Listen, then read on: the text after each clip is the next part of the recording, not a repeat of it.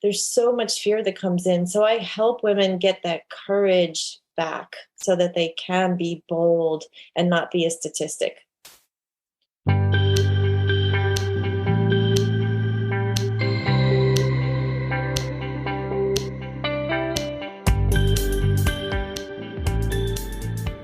Hello and welcome to In the Rising podcast. My name is Bettina Brown, and this is the platform I've chosen to talk about living a life that's really your best life. And for some of us, our best life comes from some of our deepest, saddest, most broken moments. And when I say the words I do, a lot of us will think of people with smiling faces and families around them and rings and vacations. But for a lot of people, the words I don't come 5, 10, 20, 25 years later. And that's heartbreak, that's pain, that's an emotional roller coaster, and that's a feeling of loss. And my guest today is Kelli Calabrese, who has experienced those words, I don't, but she has transformed that I don't into a message to help others, that I don't into I will overcome.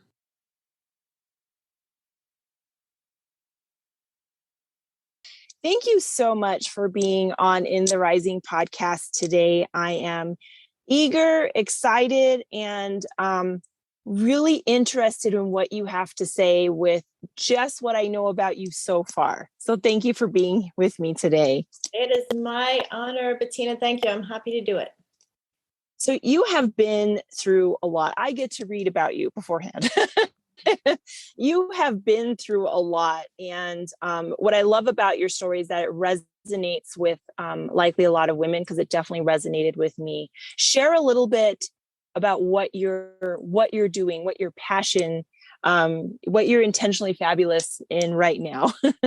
Yes, thank you. So I empower women to overcome stress, rejection, fear, to create a fabulous bonus life after divorce. That is my number one focus right now. Yes. And often what I encounter is when we have a passion and a drive that I can see, I get to see you. There's usually a story of why this became so important. Are you willing to share a little bit like why this became so much of a passion for you today?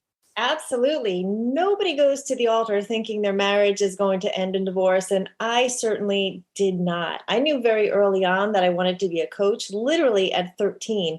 So I spent an entire career as a fitness, nutrition, wellness, lifestyle coach. I have always desired for people to be well, spirit, mind, and body. So I was blessed to have an amazing career.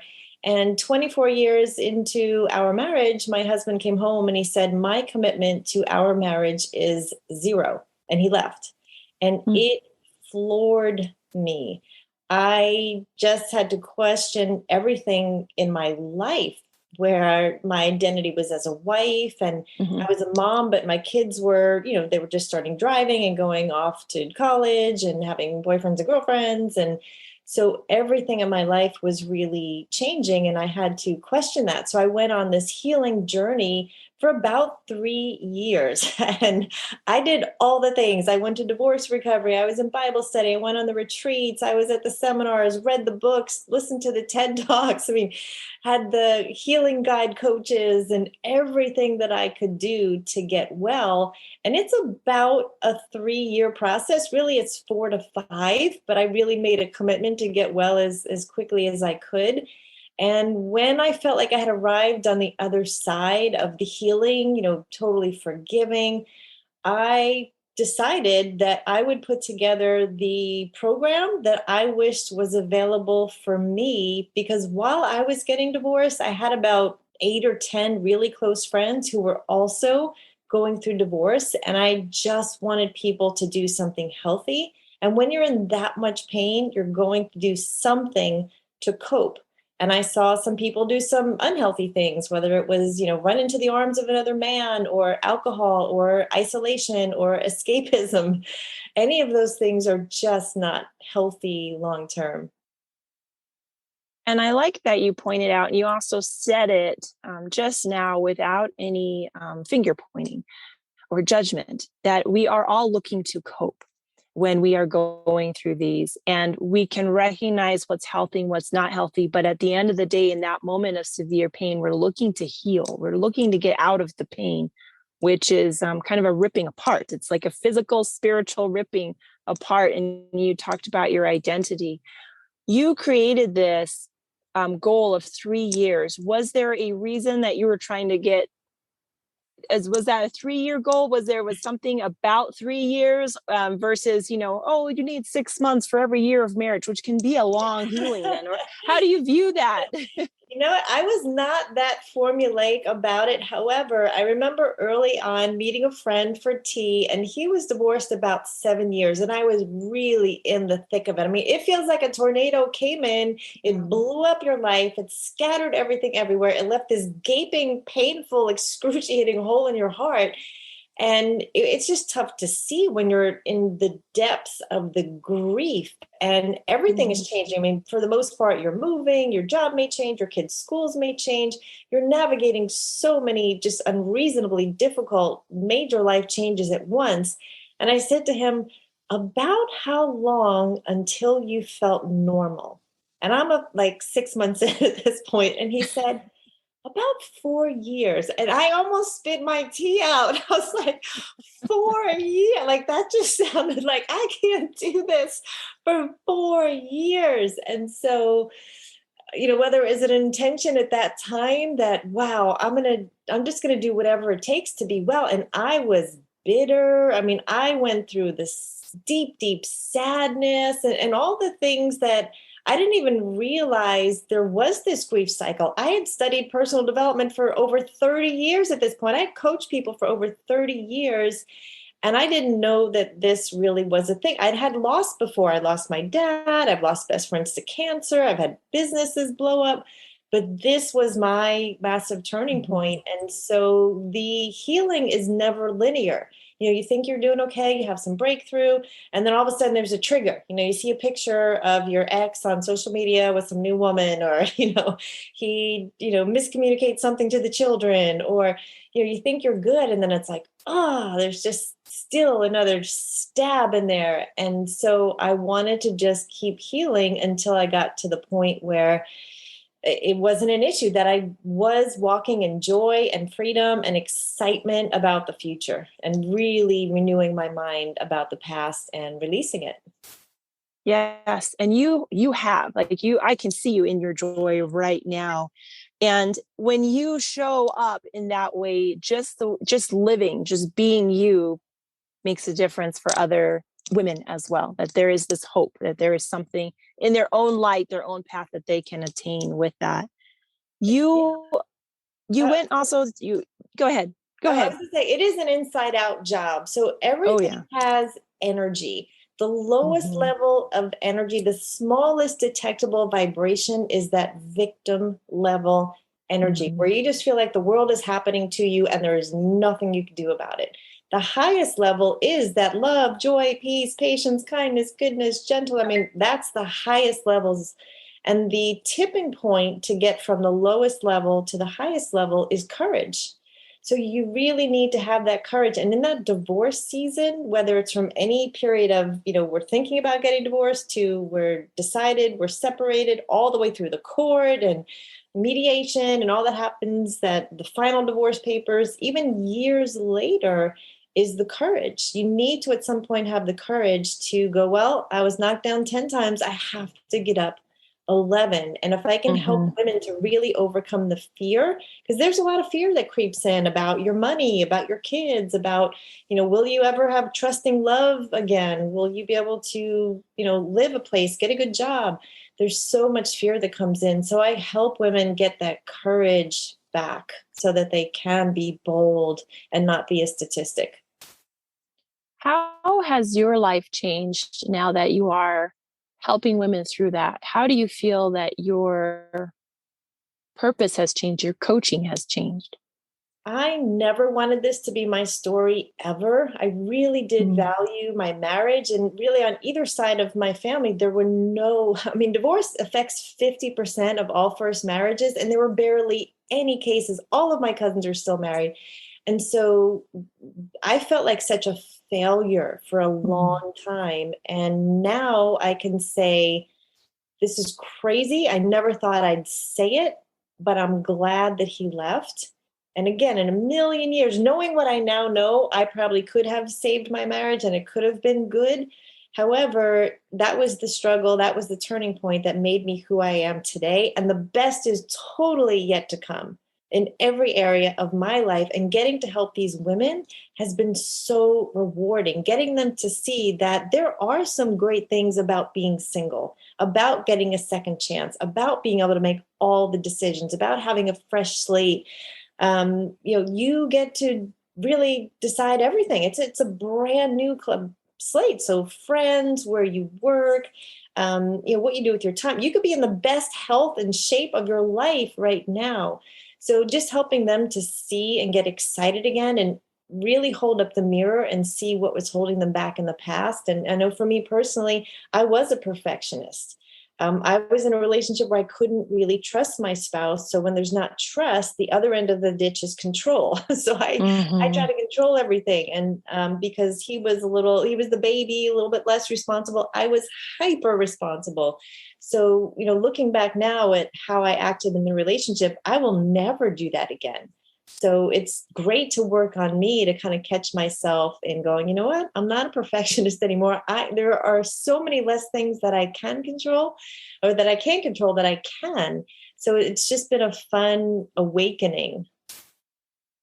And what I love about your story is that you talk about what you can control, because in the middle of a divorce, having this is my personal experience, is that I felt I had no control over anything like this. I didn't even know anything about anything.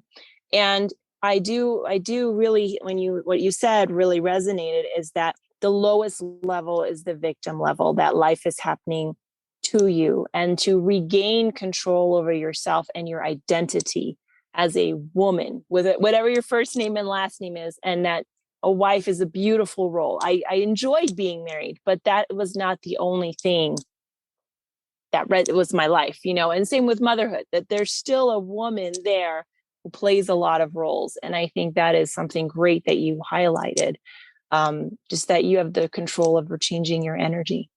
Yeah, I agree. I mean, it was a rough 3 years. There were a series of just very difficult, unreasonable events. And there were so many things that I didn't know. I didn't know what gaslighting was. I didn't know what parental alienation was. I mean, there were so many things that are a part of divorce that I didn't realize. For example, the children, no matter what age they are affected by divorce, whether they're 3 or 30, their hearts are affected and they are going to need to express that somehow. And typically, it is the stronger parent.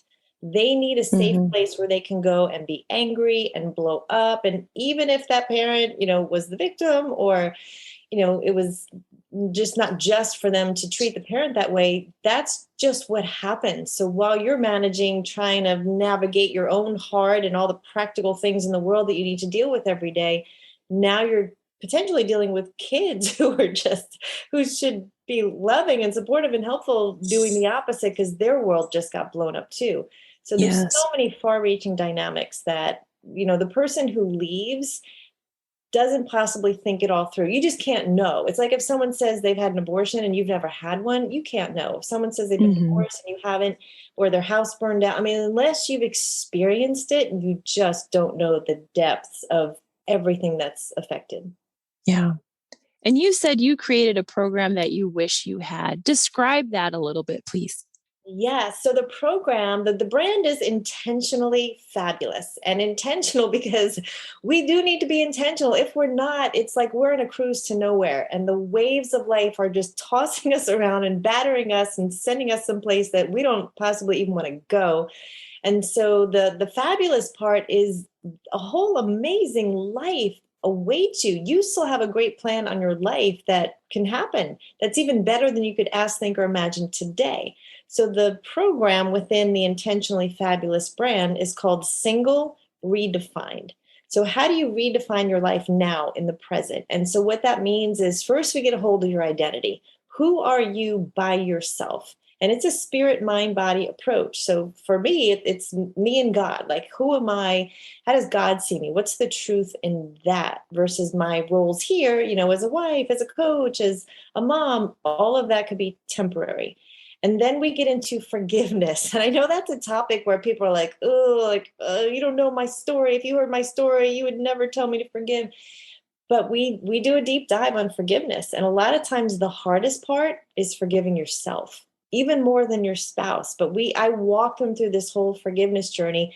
And a lot of times forgiveness just wasn't modeled in their life. Maybe as a kid, we heard like, tell your brother you're sorry, but we didn't really understand like deep forgiveness. And then we get into renewing your mind, because you can't sit there and keep telling that same story over and over and over. It's just toxic. And then your body reacts. So we need to renew that mind. Then we talk about purpose, because there is still a great plan and purpose on your life. And have you tapped into that yet? You might need to really sit and go deep in, what am I designed for? Who am I supposed to leave a legacy for? What's the meaning? So we get into that. And then gratitude is a superpower. So we do a deep dive on gratitude, self-love, because there's so much self-rejection that happens that's so dysfunctional in divorce, especially. Divine health, which that's my superpower. I've been a health, wellness, nutrition, lifestyle coach for 30 plus years.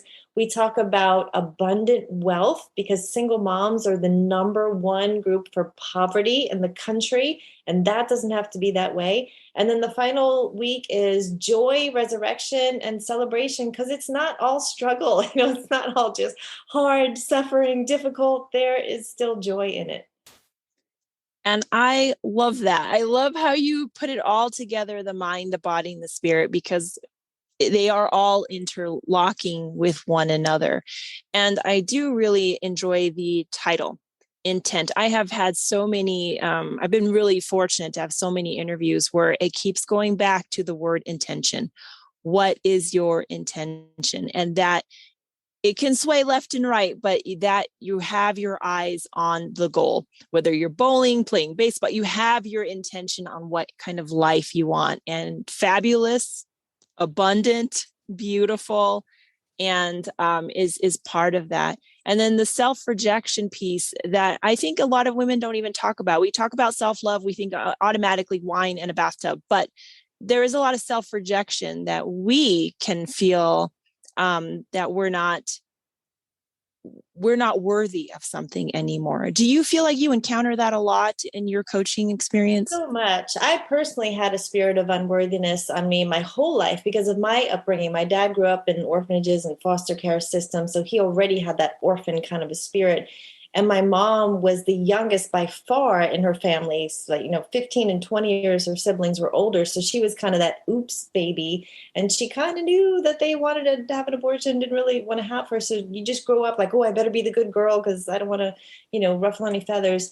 And so this was on me of not feeling worthy. Looking back now, I can see it. But this self-rejection, it's so dysfunctional. And rejection is a part of life already. Like, we are not taught how to be resilient. Get knocked down the 10 times, get up 11. We're not taught that. And I'm really concerned for the kids today, kindergarten through college and older, that just a little bit of stress seems to paralyze them. They're not taught this resilience, but the self-criticism.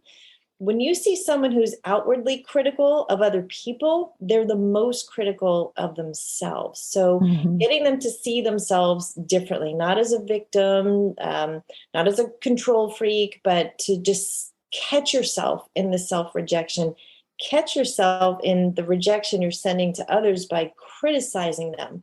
So what I had to decide to do was live a life that I call a pre-decided life of forgiveness. So I already decide before I even get my head off the pillow in the morning that I'm not going to judge anyone else. I'm not going to judge myself, that I am not going to self-criticize. I'm not going to be a victim, that it doesn't really matter in the big picture what's happening in the government, in the news, worldwide for my day. So I get up going, how do I win the day for everyone I can affect, including myself, my family, my neighbors, my clients, and ripple out from there. So I want to be authentic to me and, have my core values of, trust and being vulnerable, the things that are important to me, that at the end of the day, I can say I was authentic to me. I checked off the urgent, important things I felt I needed to do today.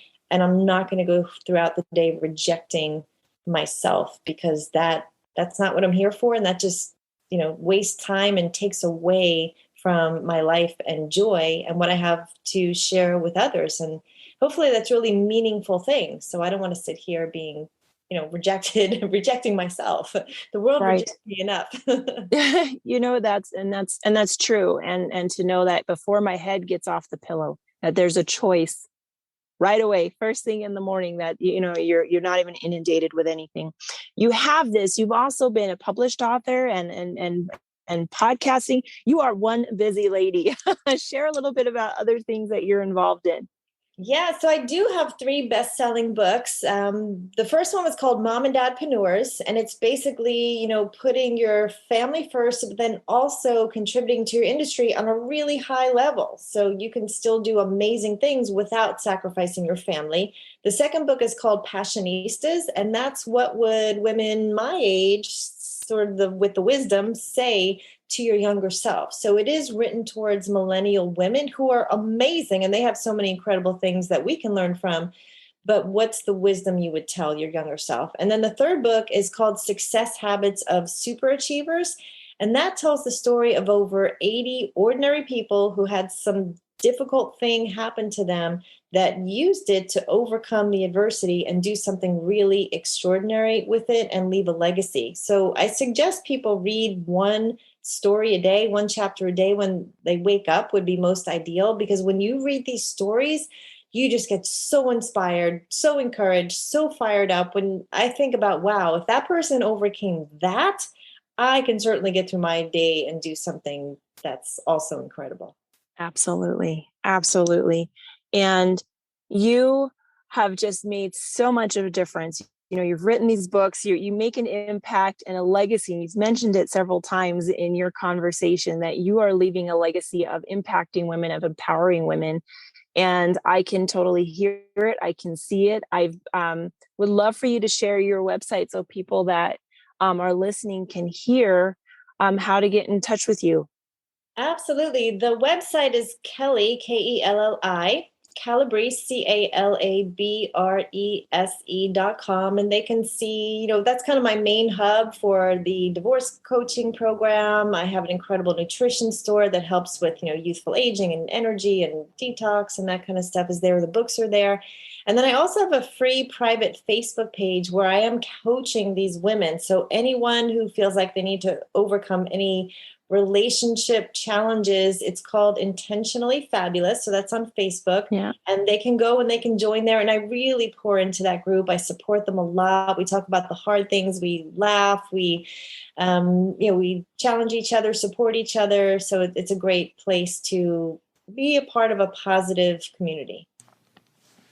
I really hope that you found today's podcast beneficial. And even if you've been through the divorce years ago, I love how she talks about courage and forgiveness and forgiving yourself, because we can move on in life and still not do that one thing that is important, and that's forgive ourselves for things that we didn't see, for the things we did see and we ignored, or for the things we ignored in the first place and figured out it'll work itself out. We all have a place and opportunity to grow through every experience and every opportunity. If you feel that Kelli's message was something that you needed or someone that you know, I encourage you to forward this podcast to them.